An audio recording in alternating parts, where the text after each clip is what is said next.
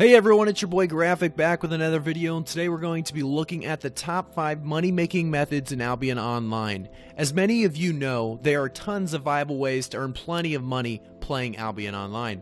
Today we're going to be making a top 5 list featuring the best money-making methods in Albion Online, and we won't feature anything that depends on the opposing player and their gear. Like some PvP, ganking and ZVZ will not make the list. However, we are going to have a full list of the most viable and readily available methods for almost anybody to get started on making enough silver for that premium or that sweet mount you've always wanted. We're going to start off with number 5, looting hidden treasure. Hidden treasure you can find in almost any zone around the map in Carleon. We are going to be starting off, and we're going to use the Realm Gate to go to the Black Zone, and we're actually going to go to one of these safer zones and just kind of patrol around. The loot you're going to be looking for is going to be glowing as we run around here in the Black Zone. You can actually go to any zone. Red zones have the loot as well, but you're actually able to get anywhere from 1,000 items for 1,000 silver to you know, you can get T8 gear from this. You really can. I have seen it done many times by a couple friends. They have been able to get T8 gear from, you know, taking these looting or these chests out here, these hidden treasures, and it's very viable way of making a lot of silver.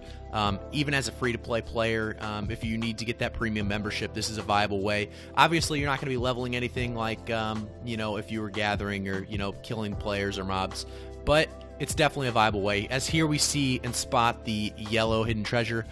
This piece right here, worth a good chunk, and we get, you know, we get some decent silver here. You can get a lot better than this. This is not, you know, going to be the best silver, but that is why it's number 5, as you also get that 3K silver that drops on the ground. And now coming at you at number 4, like you see above, is random dungeons. Random dungeons have been on the map here for a little while now. Ever since they came out, they've been great fame. They've been great silver. One thing you're going to notice is you can't really do random dungeons alone, and you're actually going to be able to see on the map here, I'm doing one in Elmwood, which makes it a tier 5 random dungeon. When I'm talking of the highest money-making methods, obviously I'm going to be talking about the highest money-making methods you can do. So T8 dungeons will be obviously stronger than a T5 dungeon for collecting silver. So do the highest dungeon you can do, as this is the 4th highest in the money-making guide. As you can see here, you can't really do it solo, as obviously I'm not going a great build for solo, but you really can't do it to the best of your ability unless you're going a healer, and then it's still not even viable most of the time. So you're going to want to jump in with a bunch of other players. As you see here, we're doing this dungeon with a group of about 5-6. Usually you want 5 or 6 players when you're doing this, but if you are able to do a solo dungeon somehow, it is definitely worth the silver. You're going to be getting a lot more silver, as you won't be able to have to, or you won't have to split it with anybody. The less players, the less you split silver-wise, obviously, in your party, and the less loot you have to split as well when you open the chest. So right here, you're going to see that we do kill this boss, and once you kill this boss, you get some decent silver when we collect the chest real quick. We get some bags of silver, and then usually you get better items than that. This was a green chest, and I think this was early on in my Albion Online career, so I think this was probably a lower tier. But now we're going to be jumping over to Gathering, number 3. A lot of you guys might underestimate Gathering. You think maybe, you know, Random Dungeons has better loot. It has, you know, more silver gain to be had, and I would have to 100% disagree.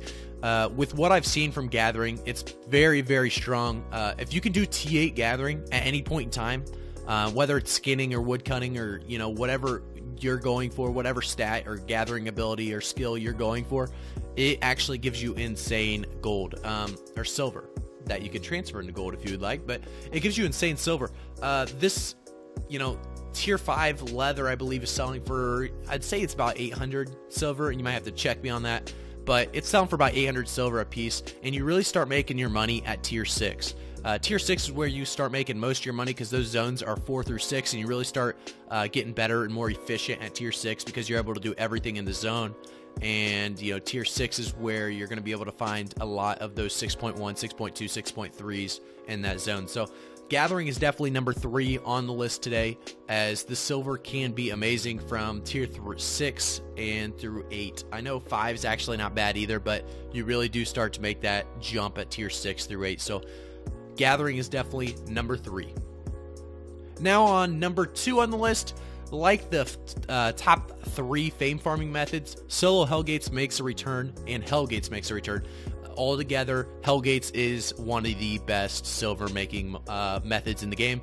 If you're going to do a solo like I am here in this video, I am doing a solo, and I actually run into another solo, luckily enough, and I am able to jump on him and get myself a little 1v1 action. And you know why this did make the list is because the silver really isn't dependent on the opposing player's gear near as much as it is on the chest in the middle, kind of like random dungeons. As you can see here, I did get the 1v1 kill, and we will go and continue on killing the boss over here now, and you're going to be able to see the silver that drops from these things. It's absolutely unbelievable. As we pick it up, we get a tome as well, which is always good, but we get 4,000 silver just from that kill right there alone. We're going to take out some minions or mobs here and just kind of show you guys the silver you also get just from mobs. It's kind of crazy to think about. If you're doing it solo, it's actually worth killing the mobs, honestly, and running around the map. Right there, you can see the silver drop is just crazy. And obviously, like I said before, it made the top 3 list on top best fame farming methods. So I would definitely, spend some time learning Hellgates and find out what works for you.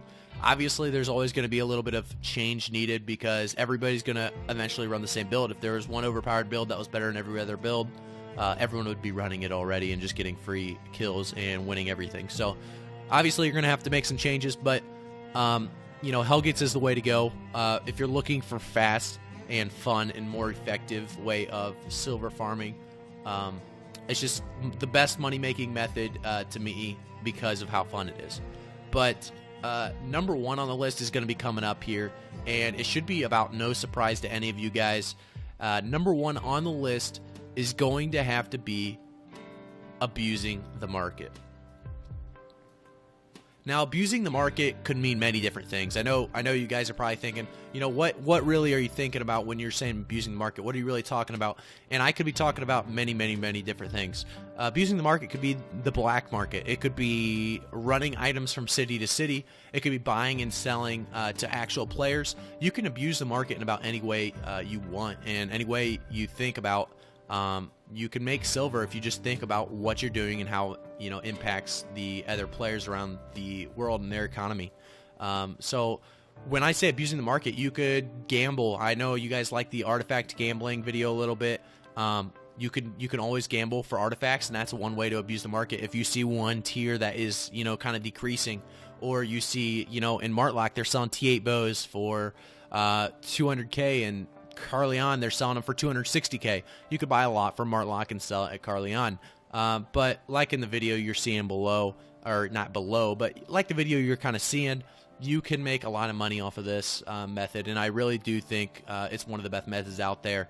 It's obviously not as fun to me as what Hellgates would be, maybe, or anything of that matter.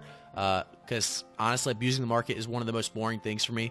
The only thing great about it is the amount of silver you gain afterwards, and just being happy about that. But this is my top 5 best money making methods in Albion Online, and I hope you guys like this video today. And I'll have to see you guys next time.